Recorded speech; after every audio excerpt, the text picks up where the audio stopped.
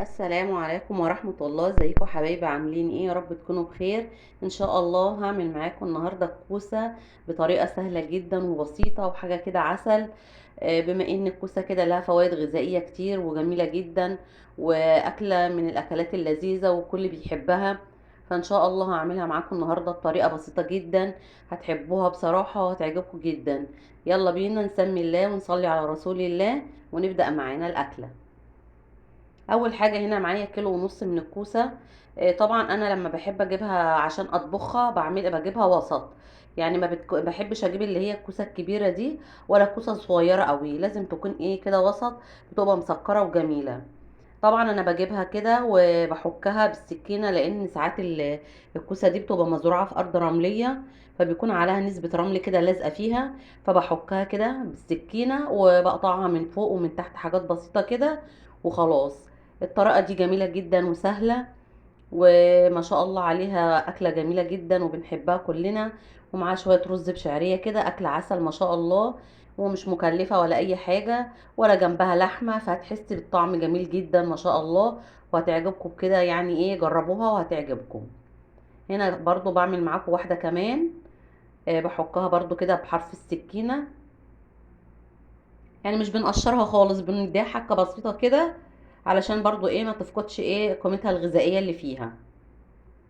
من الفيديو دوت انا بحب اشكر كل متابعيني على تعليقاتهم الجميله جدا اللي بيدعموني بيها، بصراحه بتسعدني جدا. وبقول لهم يا رب يسعدكم ويفرح قلبكم كده زي ما انتم بتفرحوني. ويا ريت اللي بيشوف الفيديو بتاعي ده لاول مره ما ينساش يدعمني بلايك واشتراك للقناه. وربنا يخليكم ليا يا رب وما تحرمش منكم. يلا بقى نكمل كده عشان انا لكيت كتير في الفيديو دوت. خلاص هنا خلصت معايا الكوسه، ما شاء الله عليها جميله جدا وخضرها حلو قوي.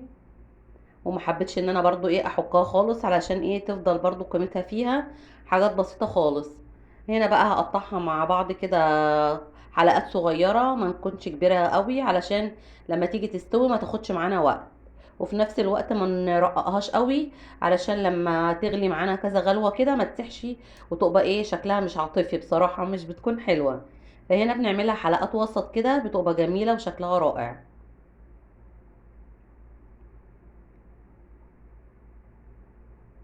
ما شاء الله عليها جميلة جدا وشكلها روعة. وانا الاكلة دي بصراحة من الاكلات اللي انا بحبها جدا.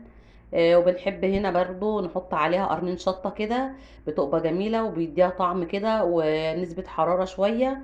اللي مش بيحب الشطة يحط مثلا قرنين فلفل، بيفرق جدا في الريحة ساعة ما بتيجي تستوي، بصراحة بتبقى جميلة جدا.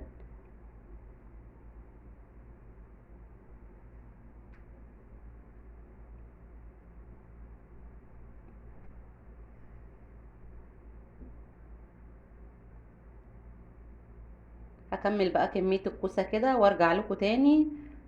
ما شاء الله كده لازم تعمليها حلقات كده متساوية، مش بتاخد معاكي وقت ولا اي حاجة، وبتخلصيها بسرعة، بتبقى جميلة جدا. هنا خلصت كده الكمية كلها ما شاء الله جميلة، وتحس ان هي كلها متساوية وقد بعض. هغسلها هنا كده واصفيها من المية، عشان لو فيها اي نسبة رمل اي حاجة تترسب معانا في قاع الصينية. عندي هنا كده في حلة هحط معلقة دهنة.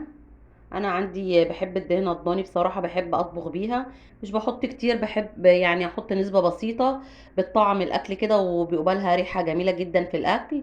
وبحط عليها معلقتين زيت، يعني خليط كده. عايزه تعملي بزيت بس ماشي عادي، مش مشكله، يعني ايه حسب الحاجه اللي انتوا بتحبوها. هنزل عليها هنا بكيلو طماطم كنت فرماه، وحط عليه مكعب بنجر. البنجر دوت بصراحة بيدي طعم جميل وبيدي فوائد كتير للي عنده انيميا. لو ولادك عندهم انيميا ومش بيحبوا ياكلوه، بتدخليها كده في الاكل بتديله لون كتير وطعم جميل جدا. وعندي هنا بصلايه مبشورة واربع فصوص ثوم مبشورين. هنزل هنا بمعلقة فلفل اسمر ومعلقة ملح ابيض ومعلقة توم باودر وبصل باودر. وبحط هنا حوالي ايه معلقة سكر صغيرة، علشان الحموضة بتاعت الطماطم. بوطي عليهم بقى كده واسيبهم يتسبكوا كده مع بعض، والصلصة بتاعتنا تتقل. وهنزل بقى هنا بالكوسة كده على الصلصة. انا هقلب هنا الكوسه لمده كده ايه 10 دقايق في قلب الصلصه، وهسيبها الكوسه كده تجيب ميتها. انا مش هحط عليها اي ميه ولا اي نسبه سوائل لحد ما الكوسه دي تجيب ميتها وتبدا تشربها كده.